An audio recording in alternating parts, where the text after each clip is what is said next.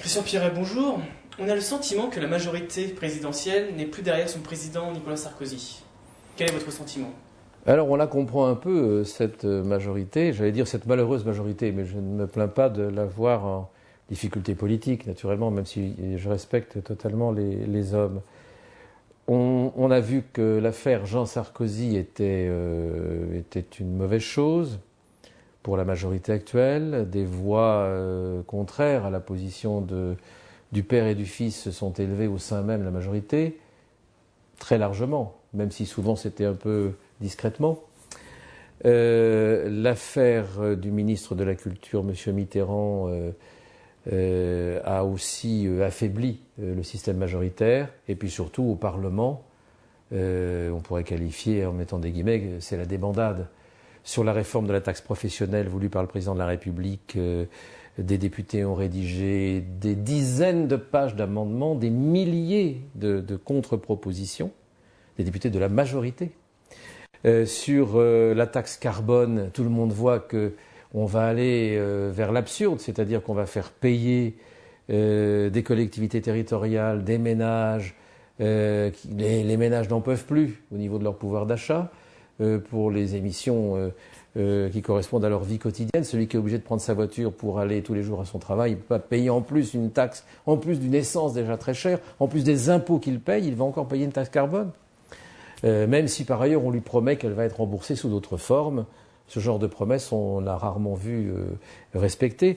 Et donc aujourd'hui, les députés de la majorité se disent comment est-ce que je peux défendre une pareille politique qui va de front contre les intérêts de mes électeurs. Oui, mais Nicolas Sarkozy engage des réformes qui sont nécessaires, dont la gauche trouve qu'il faut réformer, par exemple les collectivités territoriales, la taxe professionnelle. Ce sont des réformes Alors, comme positives. souvent avec le gouvernement actuel et avec le président de la République, l'intention initiale de réforme est évidemment partagée par tous les gens raisonnables.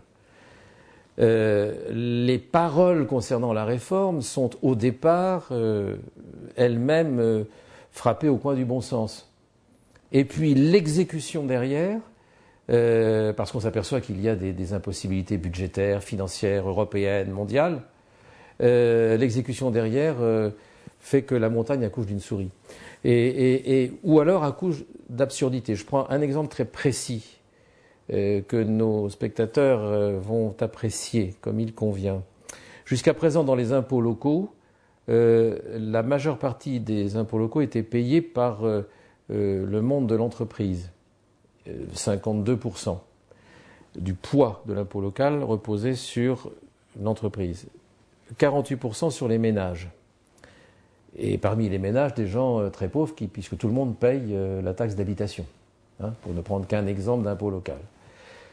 Demain, si l'on suit le gouvernement, et même la majorité, je le disais à l'instant, ne le suit plus complètement, demain, on va aboutir à une situation où à peu près des 2 tiers ou 3/4 des impôts locaux vont peser sur les ménages, au lieu de moins de la moitié aujourd'hui, et 1 tiers ou 1/4, au lieu de la moitié, plus de la moitié aujourd'hui, vont peser sur les entreprises.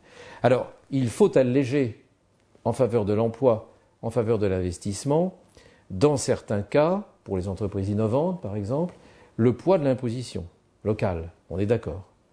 Mais il ne faut pas le faire en déplaçant le poids de l'imposition locale aussi massivement des entreprises, oui, vers les ménages.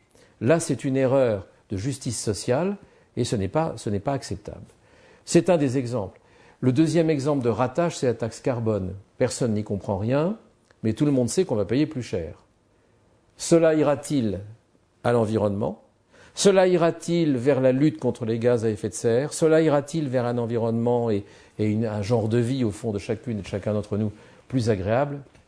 On peut en douter quand on sait que, par ailleurs, toute réforme d'imposition, qu'elle soit nationale ou locale, toute réforme d'imposition portant sur l'environnement, a, dans ce que je vous me permettrai d'appeler le cerveau reptilien de ceux qui nous dirigent, pour objectif de colmater les énormes brèches, les gouffres que le gouvernement a ouverts dans les finances publiques par une augmentation massive de la dette et par une augmentation massive du déficit budgétaire.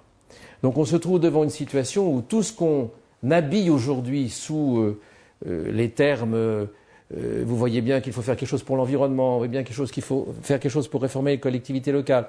On habille, mais la réalité des choses, c'est l'étranglement des finances publiques, c'est l'étranglement de la situation financière de l'État, et tout ce qui est fait, loin de satisfaire les objectifs, en fait, par une voie détournée auquel les Français ne sont pas forcément appelés à participer en le comprenant, on détourne cela pour avoir des ressources supplémentaires et colmater les énormes déficits.